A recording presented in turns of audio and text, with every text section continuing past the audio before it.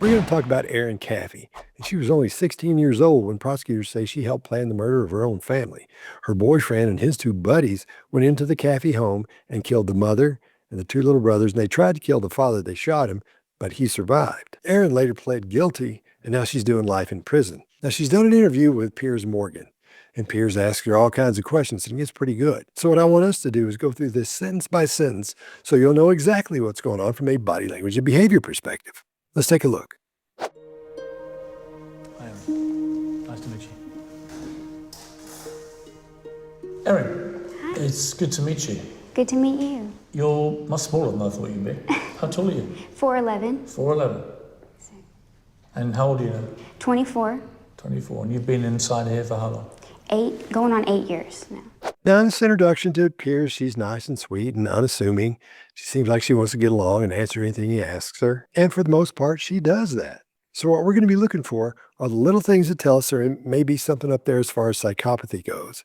Does she understand what emotions are? Are we seeing the proper emotions on her face? Is she reacting to questions about some pretty bad things with emotion, or is she flat, non-emotional? Now, those things don't mean for sure she's a psychopath, but it gives you a pretty good idea of where you're starting when you're trying to decide what kind of personality type you're dealing with. You were 16 when this all happened. When you look back, can you quite believe that that person was you that got caught up in such a terrible thing? No, not really. I mean, just from the way we lived, who we were in the church and all that. I was voted when we went to a youth camp, most likely to succeed, and best fun-loving person. And never did I think I'd be sitting here. See, that's extraordinary, isn't it? She wants to impress him. She wants to guard her ego and feel good about what's going on. So we hear what's called a resume statement. So she tells him the wonderful things about her, the wonderful things about her family, how they were in the church. Just from the way we lived, who we were in the church and all that. And how she went to camp one time and they told her she got voted the most likely to succeed and the most fun-loving person. I was voted when we went to a youth camp, most likely to succeed, and best fun-loving person. That's a resume statement. She's trying to tell him what kind of person she is. And that's normal, but it lets us know we need to keep an eye on her ego. Most likely to succeed, most fun-loving person. You're from a very loving family. And yet it ends in this terrible, catastrophic mass murder. What the hell happened? I guess what it all boils down to when I think about it, and I think about other young kids that have came in after me, and people that'll come in even when I die, young kids, it's all about choices, and the choices I made at a young age. Didn't think that it would affect, I just thought it was just affecting me and the little stuff that I was doing, but the little stuff adds up, and then it just, blows up, and we don't think about choices. This answer is just therapy talk. It's what she's heard in therapy. And people that'll come in, even when I die, young kids, it's all about choices. And we know that because that's not her normal sentence structure. Not just from this interview, but from interviews in the past. When she was interviewed by Dr. Phil, she didn't talk like that. She didn't structure her sentences like that. She didn't use words like that. And the little stuff that I was doing, but the little stuff adds up, and then it just, blows up, and we don't think about choices. And this sounds different than anything she says in the interview. As far as her body language goes, it's very controlled. There's not a lot of illustrating going on. There's not a lot of barriering going on. There's not a lot of adapting going on. There's not much happening at all. She's just pretty much looking at Piers and talking and smiling a lot. At the same time, I think it's probably something she chose to do, so it can show she's trying to get back to normal, and looks like she's paying her debt because in 2038, she has a parole hearing. When your dad looked you in the eye and said, "Did you do this? Were you involved in this?" What did you say to him the first time he asked you that question? At first he told me he loved me, and then he said, did you have any involvement in this? And when I saw him there, I was like, no. And I started screaming. He just said, okay, just don't talk about it. I guess just it hit me hard when I saw his arm in that sling. That was reality for you. Yeah, You realized this was not a game. right. We don't hear any emotion in her voice. Nothing's really changed since she first met Piers a few minutes ago. And apparently seeing her dad's arm in a sling, that's what got her. She hadn't taken into consideration her mother and two brothers are dead, and because of her. And when you're talking about something like this, you're going to show emotion, but she doesn't. For me, this is not the reaction you would see and hear from a normal person. Again, not a lot of illustrating with her hands, not a lot of adapting, not a lot of anything going on, especially emotion. This was the guy I was supposed to spend the rest of my life with, and he loved me. You loved him? Yeah. Like properly loved him? I don't know if at 16 I knew what proper love was, but at the time, oh yeah, I was in love, and we were going to get married. Now, keep in mind, she's talking about her boyfriend. This is the guy that shot her dad. This is the guy that helped kill her mother and her two little brothers. And when she says, he loved me, look at her face. Right after that, we see disgust. This was the guy I was supposed to spend the rest of my life with, and he loved me. And it's not subtle either. He loved me. Now, when Piers asked her if she loved him, she says, yeah, but it's really, really quiet. We still see that remnants of disgust in her face. You loved him?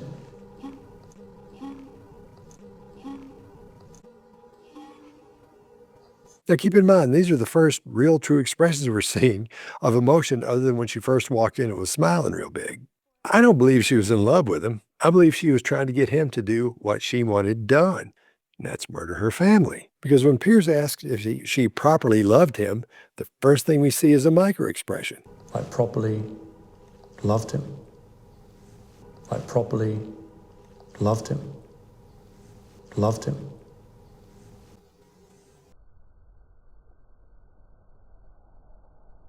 The micro-expression of a smile, and we call that duper's delight. It's that tiny little tenth of a second flash of a facial expression of a smile. That tells us what she really thinks. And again, I think she was just tolerating him so she could manipulate him. Like properly loved him? And when she says, oh yeah, I was in love, Oh yeah, I was in love, and we were going to get married. And that's the worst fake enthusiasm I've seen since Nicholas Rossi said he was Arthur Knight. Who are you? I am Arthur Knight, and this is my wife, Miranda Knight. If you know, you know. If you travel a lot like I do, you know how important it is to stay organized. That's why I got rid of my old wallet and I use this one from Exeter. When you do ads for companies, they'll send you the thing they want you to do the ad for so you can show it. This is my wallet. I already had one, so I know all about it. This thing here is a little button you push, squish it in like that. It's made out of aluminum. It's not cheap plastic. And all your cards pop up. It holds up to 14 of them. Back there's my gas card. I know where that is because I use it all the time. When you're done with your cards, bang, you squish it down like that. Also, it has that RFID thing around it so nobody can sneak up on you and steal your information. When you open it up, it's got this thing here. It's like a little money clip so you can keep your cash in there. It's also got room for a couple more cards in there. I keep my health insurance and my car insurance thing in there if I have an accident or something. Also, it's got these customizable add-ons you can use or you can get. And this one is the Finder card. And I use this one. You connect it with your phone, and you put it in your wallet. So if you lose your wallet, you'll know where it is. Your phone will show you. Have I ever lost my wallet? Yeah, once, but it was in the car. You can also put it in your luggage. When you're at the airport, you'll know exactly where your luggage is. Extra also has a vacuum sealer for clothes when you travel. Put your clothes in this little plastic bag, seal it up, sucks all the air out, you're good to go. Extra has a sale going on for Independence Day. Until July 15th, everything is 40% off. And if you use the code Rouse20, you get 20% more off. That's ROUSE20. If you want to upgrade your everyday carry or just make travel easier, check out Extra. The link's below or use the QR code. You then go out, you sit in the car, they've got guns, they've got swords. They go in, you know what they're going in to do. As you're sitting in that car and you know they've gone in to do this, what's going through your mind then? I guess... You can hear it, right? No. You couldn't hear it? Couldn't hear the gunfire? No. You knew what they were doing? All right. I guess I wasn't thinking.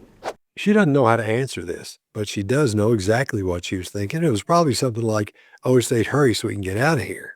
As you're sitting in that car and you know they've gone in to do this, what's going through your mind then?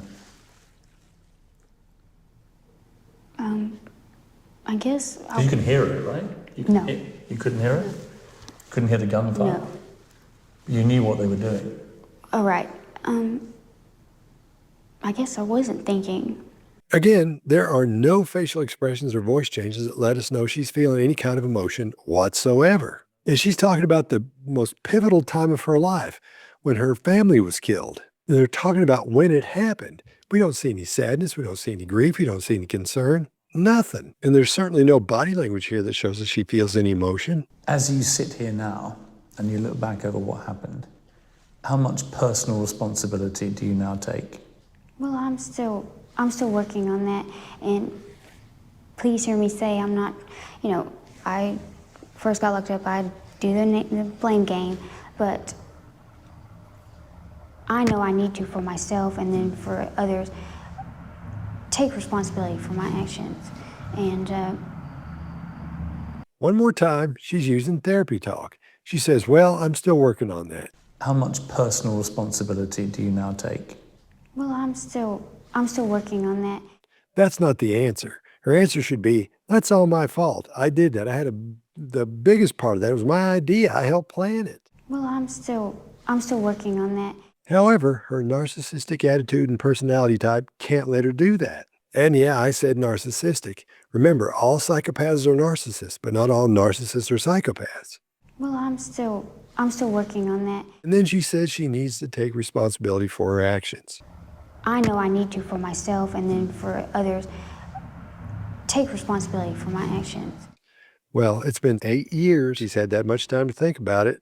She hasn't done that yet. This is all therapy talk. What are you taking responsibility for? It's just, I don't know. I've still got some things I got to process and work out. There it is. She doesn't know what she needs to take responsibility for. She admits it. And there's still something there she needs to work out. You got to be shitting me. I don't know. I've still got some things I got to process and work out. We do see some things here that are interesting. We see illustrators that don't land when they're supposed to.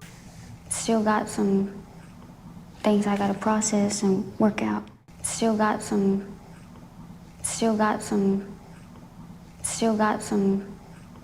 When you're illustrating, like I always say, you're emphasizing specific words and phrases, like I did just then, specific words and phrases. When that happens, and there's not a word there, that means you've got inner dialogue going on, or it suggests that. Or you're not confident with what you're saying, or you may be being deceptive. In this situation, I think she doesn't know what she's going to say, so she's restructuring it with inner dialogue. She's going over it. We see this hand coming out and gesturing and hitting. Well, she hasn't said anything. Still got some. It's a great example of that. Do you accept that your family would still all be alive if you had wanted them to be alive? In other words, you could have stopped this at any time. Yes. Oh, yeah. You accept that? Yes. That in itself must be a terrible burden on you, that you had that power to stop this happening, but you never chose to take that choice, that option.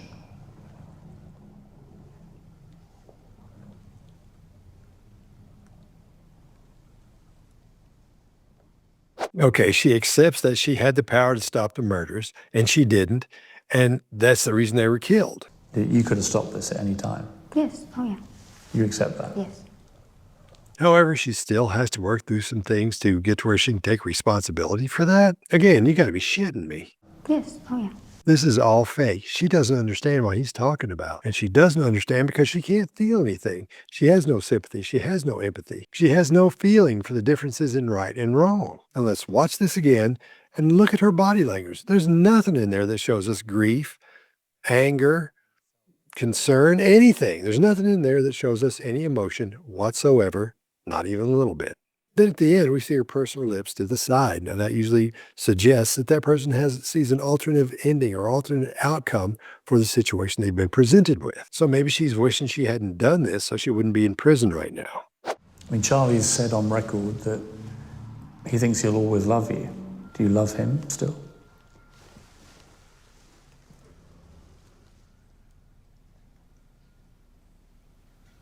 I mean, I forgive. I mean, we all. It's not about forgiveness. It's a different thing. It's about whether you love him. Whether that burning passion that you have for each other is still there for you.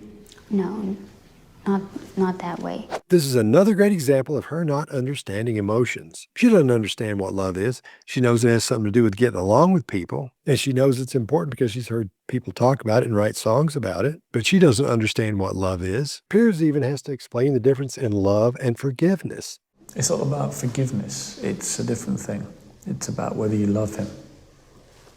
Whether that burning passion that you have for each other is still there for you. No, not that way. I know it's hard to wrap your head around that, but that's the way the brain of a psychopath works. They can't love and they can't understand love because they don't have the equipment in their brain to make that happen, to enable them to experience that, to enable them to understand what it is. What do you feel about him? I feel bad for him. I don't know what it's like at the men's unit. I heard it's horrible. She feels bad for him. And she doesn't know what it's like at the men's facility, but she hears it's horrible. I don't know what it's like at the men's unit. I heard it's horrible. She doesn't go into any details about her emotions, how they felt about each other, what she thought about him. Nothing. That's pretty thin right there. What do you feel about him? I feel bad for him. Remember earlier when she talked about how she was in love and all that? Nah, she doesn't understand love, and that's why she can't talk about it in depth. That's why she can't go into any details on this. That's why you don't see the expressions, the facial expressions or the body language that shows sorrow or love or sympathy or anything. Do you feel guilty for what happened to their son? Do you feel like without you pushing him, it would never have happened? I've never thought about that. Now I'm asking you, do you think that's something you should feel? That actually you could have stopped him doing this if you wanted to? Yeah. Smiling while you're talking about manipulating somebody to kill your family, that's another example of the lack of emotion we see in psychopaths. And we've been seeing that over and over and over with her. And it's a pretty heavy question. Do you feel guilty? And she's never thought about it. She's never thought about feeling guilty. She's never thought about feeling guilty for manipulating the person who loved her, who believed in her, who wanted to marry her and be with her forever. And she smiles when she's saying that. Do you feel like without you pushing him, it would never have happened? I've never thought about that. Then Piers asks her if she feels guilty for not stopping him when she could have. Something you should feel, that actually you could have stopped him doing this if you wanted to? Yeah. And again, that yeah is very small, it's very quiet, and it's delivered with zero emotion. Yeah. Yeah. Yeah. So it's obvious she doesn't understand what feelings are, and that's why she can't talk in depth about anything involving feelings. What do you think the first things that you'll do will be when you do get out? Have you thought about that day? Yes, me and my dad have talked about it. We talk about the first thing I want to do is go pay my respects to the graveyard. She wants to pay her respects to the graveyard?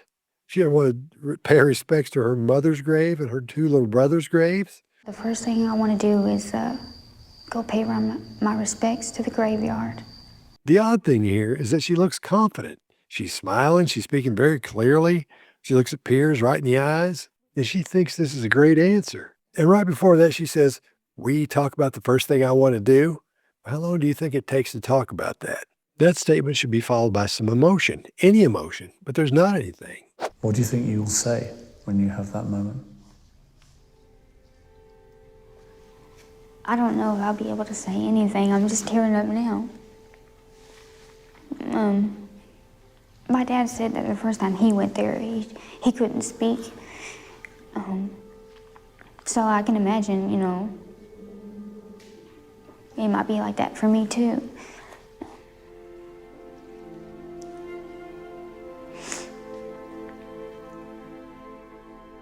But it's something you really want to do. It's part of the healing process, right? Now, there's no need to break this one all the way down, but I've got $10,000 that says she'll do exactly what her dad did. She won't say a word. You know why? Because she doesn't understand emotions. She thinks that's what you're supposed to do. So that's what she's going to do. She's going to mimic her father. She's going to do exactly what he did. He's already told her what to do. She has no other examples of how to act at a graveyard, how to act at her family's graves. And I'm telling you, since her dad said nothing, she's going to mimic him. That's what she's going to do. Psychopaths will do that. They'll mimic you. And she's going to do exactly what he did. Nothing. I don't know if I'll be able to say anything. I'm just tearing up now. My dad said that the first time he went there, he couldn't speak. So I can imagine, you know, it might be like that for me too. So there you have it, the body language and behavior of Erin Caffey. Now, if you have any questions about body language, just email me, bodylanguagequestions@gmail.com, and I'll get right on it.